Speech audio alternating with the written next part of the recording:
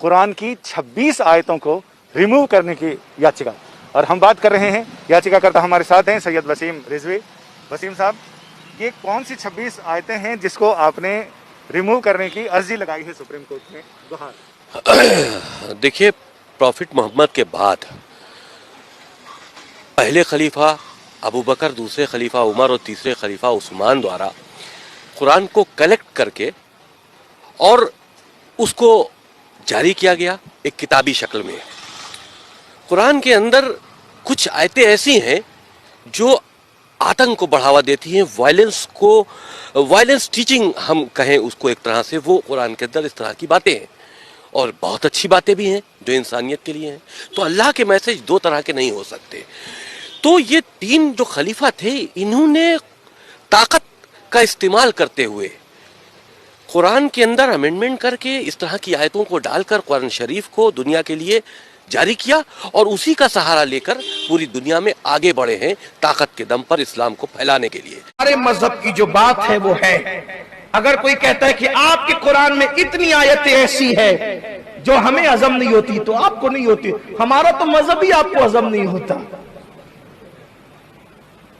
अल्लाह कुरान में कहता है, हुवल्लज़ी अरसल रसूलहु बिल हुदा व दीनिल हक लियुज़हिरहु अला दीनि कुल्ली। आगे का टुकड़ा कुरान क्या शानदार बात करता, कुरान की तो सारी बातें, वलौ करे हल मुशरिकून। अल्लाह फरमाते वो अल्लाह है जिसने दीन हक लेकर अपने महबूब को भेजा और ये दीन तमाम अदियान बातिल पर गालिब आकर रहेगा। अगर मुशरिकीन को बुरा लगता है तो बुरा लगता रहे, अल्लाह अपने दीन को गालिब करेगा, अल्लाह का दीन गालिब होकर रहेगा। अगर हमारे कुरान से किसी को कोई बात समझ में नहीं आती तो वो हमारे पास आकर समझे ना।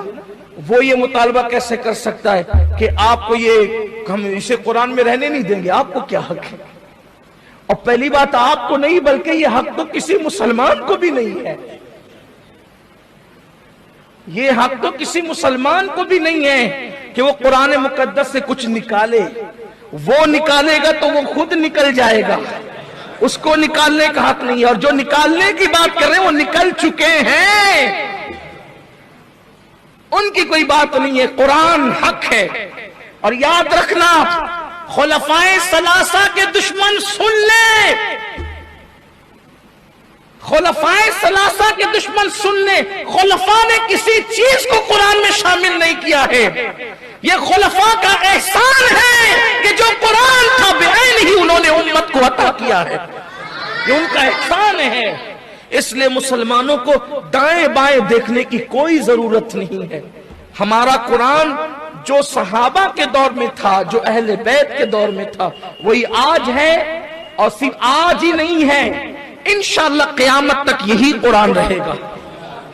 कुरान कहता है, इन्ना नहनु नज़्ज़लना ज़िक्र व इन्ना लहू लहाफ़िज़ून, कि हमने इस कुरान को नाजिल किया, हम इसकी हिफाजत करेंगे।